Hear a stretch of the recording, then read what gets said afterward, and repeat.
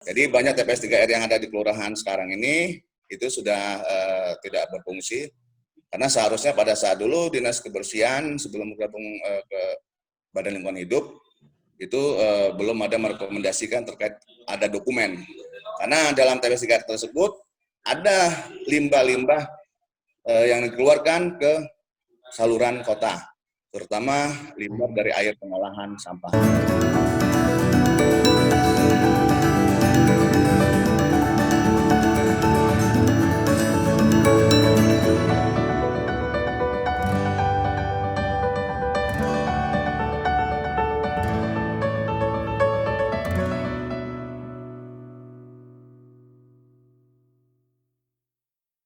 Ini dulu deh, Bang Dul, Ya.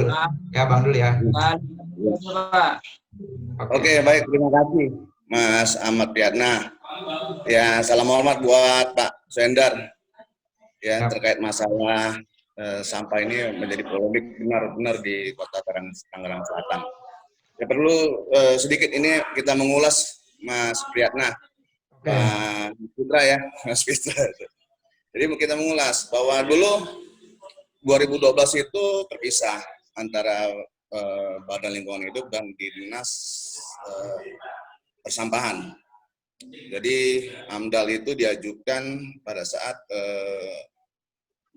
zamannya di Dinas Kebersihan dan Persampahan. Kenapa AMDAL itu diajukan?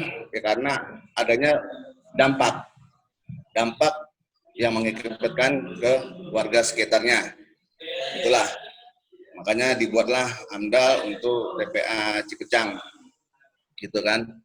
Nah, terkait proses AMDAL tersebut, seharusnya dia mengikuti keikutsertaan warga yang terdampak. Itu diatur di Undang-Undang Nomor 32 terkait AMDAL, gitu kan. Nah, kondisi sekarang ini kan semenjak nomenklatur ini kan sudah bergabung Dinas Lingkungan Hidup Kota Tangerang Selatan, yang notabene gabungan antara Badan Lingkungan Hidup dan Dinas Kebersihan Kota Tangerang Selatan. Nah, sebetulnya kita harus mengulas isi dari dokumen tersebut, dokumen AMDAL tersebut. Karena dokumen AMDAL itu adalah janji-janji dalam hal ini pemerintah Kota Tangerang Selatan untuk melakukan pengolahan lingkungan, yaitu dalam Undang-Undang Nomor 32 Tahun 2009, dan juga adanya izin lingkungan. Jadi antara dokumen AMDAL itu berkaitan diterbitkannya izin lingkungan. Itu diatur di PP Nomor 27 Tahun 2012. Nah, jadi aturan mainnya itu adanya di PP 27. Apakah TPA Cipecang ini sudah melakukan proses sesuai dengan isi dari dokumen tersebut?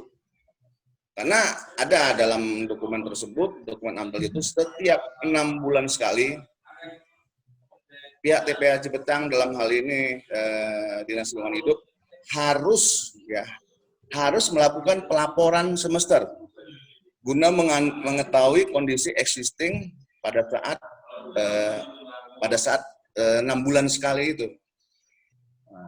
Jadi memang polemik sekarang ini kan terjadinya pencemaran seperti Pak Slender bilang tadi, banyak baku mutu terkait lingkungan, itu kan masalah teknis, itu yang harus diuji melalui hasil lab. Nah, saya bukan sekedar mau tanya, hanya sedikit nge-review ke teman-teman. Sebetulnya kita, ayo sama-sama nanti kita kaji dokumen AMDAL tersebut. Karena dokumen AMDAL tersebut sudah 2 kali perubahan, sudah melakukan adendum. Makanya tadi Mas Bubar bilang, kalaupun nanti untuk membuat PLTSA itu kan harus sesuai dengan RT/RW dan harus melakukan adendum perubahan terhadap dokumen tersebut. Ya kan? Jadi tidak serta-merta dibangun, tapi harus melibatkan lagi ke masyarakat. Apakah masyarakat ini dilibatkan atau tidak? Kan gitu. Jadi intinya ya memang polemik terkait sampah ini menyebar kemana-mana, terutama di tempat saya juga. Baunya tuh di Jombang itu sempat ya berapa minggu kemarin ini tercium aroma yang ya mungkin teman-teman semua merasakan lah. Nah, sedikit mengulas terkait masalah gugatan, silakan saja, ada namanya wadah untuk gugatan class action. mungkin dari teman-teman nanti bisa diiniin, bisa dipandu.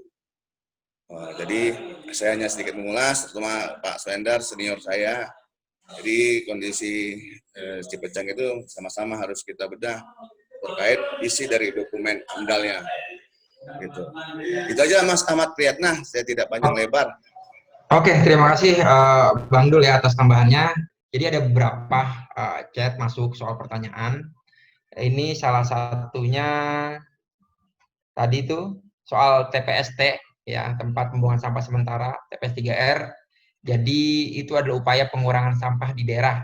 Apakah keberadaannya itu sudah efektif jika dilihat dari banyaknya sampah di TPA Cipecang? Nah, itu dia. Tadi berdasarkan tadi itu RT RW ya, RT RW yang tadi disebutkan yang kita diskusikan. Jadi sebenarnya tuh di setiap kelurahan itu ada TPS 3R ya, yang mana itu untuk mengurai sampah-sampah yang ada di TPA Cipecang. Nah, kira-kira itu sudah efektif ataupun tidak? Nah, mungkin ini pertanyaannya lebih tepat ke Pak Suhendar ya. Coba. Ya, terima kasih ya. Tambah sedikit ya, Mas Ahmad Priyatna, sorry. Pak Swendar, mohon izin Pak Swendar. Ya, siap. itu memang waktu itu seluruhnya di Kota Tangerang Selatan itu memang memiliki di seluruh kecamatan apa segala macam. Cuman dampaknya itu dirasakan masyarakat belum maksimal. Dan juga pada saat pembuatan TPS 3R itu seharusnya itu dilengkapi oleh dokumen lingkungan yang namanya di bawah AMDAL itu adanya UKL-UPL, ya kan? Jadi karena tidak maksimalnya dan tidak adanya dokumen lingkungan yang namanya UKL-UPL, makanya banyak TPS 3R ini sekarang sudah banyak yang tutup dan sudah banyak yang menyalahi aturan. Terutama banyaknya ada pembakaran sampah yang seharusnya dalam TPS 3R tersebut harus diolah. Nah, insinerator itu pun juga harus memiliki izin dari Kementerian Lingkungan Hidup dan Kehutanan, itu levelnya tingkat nasional, karena itu sangat berdampak terkait asap yang dikeluarkan. Jadi banyak TPS 3R yang ada di kelurahan sekarang ini itu sudah tidak berfungsi, karena seharusnya pada saat dulu Dinas Kebersihan sebelum bergabung ke Badan Lingkungan Hidup itu belum ada merekomendasikan terkait ada dokumen, karena dalam TPS 3R tersebut ada limbah-limbah yang dikeluarkan ke saluran kota, terutama limbah dari air pengolahan sampah. Itu aja Mas Ahmad Priyatna, sorry, terima kasih. Oke, terima kasih Bang Dul. Coba gimana Pak Swendar? Ya, baik. Saya salam hormat juga nih buat Bang Dul. Rupanya Bang Dul ini cukup menguasai regulasinya. Jadi yang beliau katakan itu betul, gitu ya. Pertama tentang efektivitas, ya dijawab oleh Bang Dul. Ya saya kira kalaupun diukur melalui kajian yang ilmiah, pasti akan terpotret hal yang sama, yaitu tidak maksimal gitu. Yang lebih lucu lagi misalnya dalam praktek kita lihat, kemarin itu pernah ada di Tangsel pengadaan bak sampah yang dipisahkan antara sampah organik dan non-organik. Nah itu kan banyak tuh ya di beberapa waktu lalu. Tapi yang ironisnya, tempatnya dipisah, tapi pengangkutannya ditumpuk gitu. Jadi sebetulnya masyarakat dikerjain gitu ya, dikerjain oleh pemerintah daerah karena dia harus pilih-pilih mana yang organik dan non organik, tapi begitu diangkut oleh Pemda ditumpuk gitu, jadi nyatu lagi. Nah, jadi saya kira begitu. Jadi soal TPS tadi sudah dijawab, artinya belum maksimal, bahkan sudah tidak berfungsi. Nah, saya tertarik justru tadi yang disampaikan oleh Bang Dul tentang janji-janji AMDAL.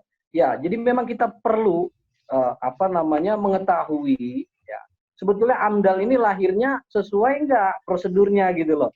Karena mestinya ada sosialisasi, kemudian dilengkapi dengan perizinan yang lain.